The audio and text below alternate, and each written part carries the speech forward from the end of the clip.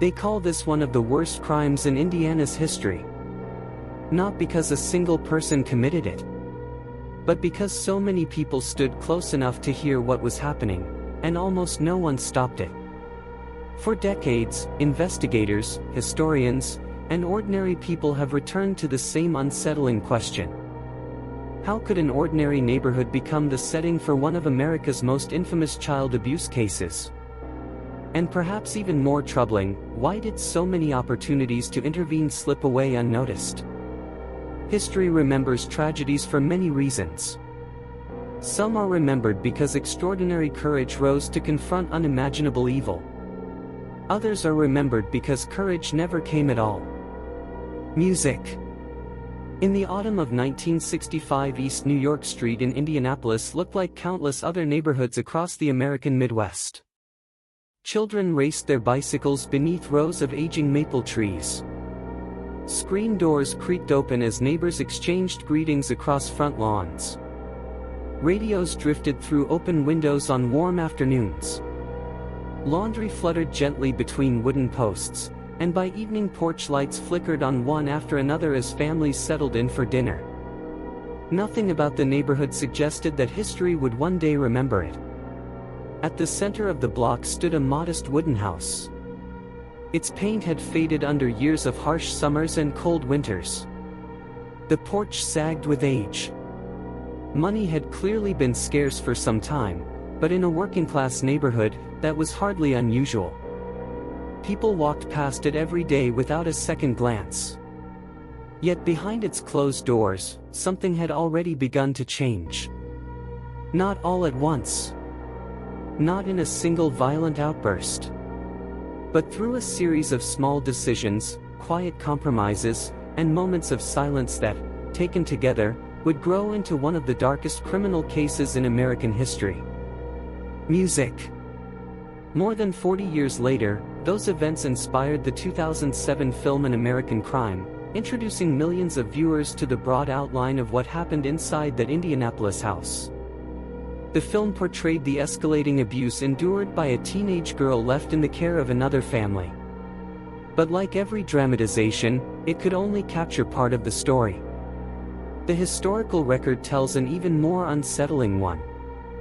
Sylvia Likens grew up in a family accustomed to constant movement. Her parents, Lester and Elizabeth Betty Likens, earned their living working traveling carnivals and county fairs, following seasonal jobs from one town to the next. The work demanded long hours and offered little stability, but it allowed them to provide for their children however they could. Among Sylvia's closest companions was her younger sister, Jenny, who had survived childhood polio and walked with leg braces. Despite the challenges that came with their family's itinerant lifestyle, the sisters shared a close bond. They had learned to adapt to new schools, unfamiliar neighborhoods, and temporary homes, carrying with them the hope that the next stop might be a little easier than the last. Those who knew Sylvia remembered her as friendly, polite, and well-liked. She smiled easily. She enjoyed music and spending time with friends.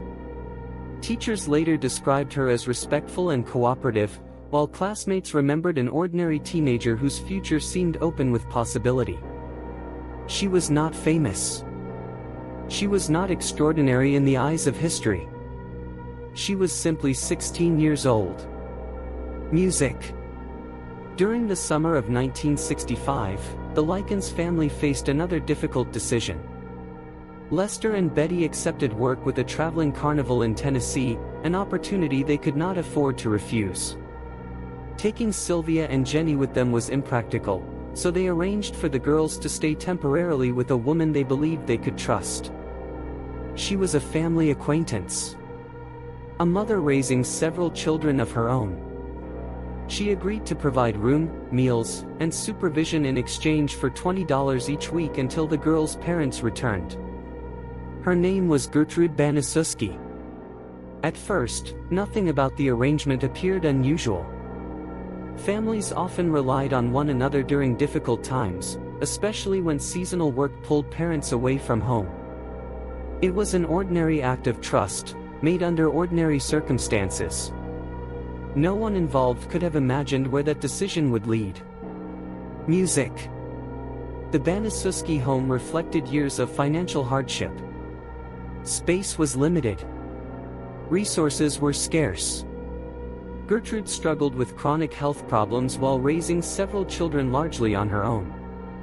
Life inside the house revolved around making do with very little. For the first few days, Sylvia and Jenny settled into the household without incident. They helped with chores, shared meals, and spent time with the other children. To anyone looking from the outside, nothing appeared out of place. Neighbors came and went as they always had. Children played in nearby yards. Cars rolled slowly down East New York Street. Then the first cracks appeared. A weekly payment from the Likens family arrived late. Only by a few days. But inside the house, the delay became more than an inconvenience. It became a source of resentment. At first, the frustration surfaced in harsh words. Then in accusations. Minor incidents that might once have been dismissed as misunderstandings began ending in punishment. The atmosphere inside the home shifted almost imperceptibly, changing day by day until what had once seemed temporary and manageable became something altogether different. No one outside the house could yet see how quickly that change was taking hold. The first warning signs were small.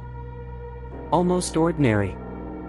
Which is precisely why they were so easy to ignore. And in the weeks that followed, those overlooked moments would become the foundation of a tragedy that continues to challenge America's understanding of cruelty, responsibility, and the devastating cost of silence.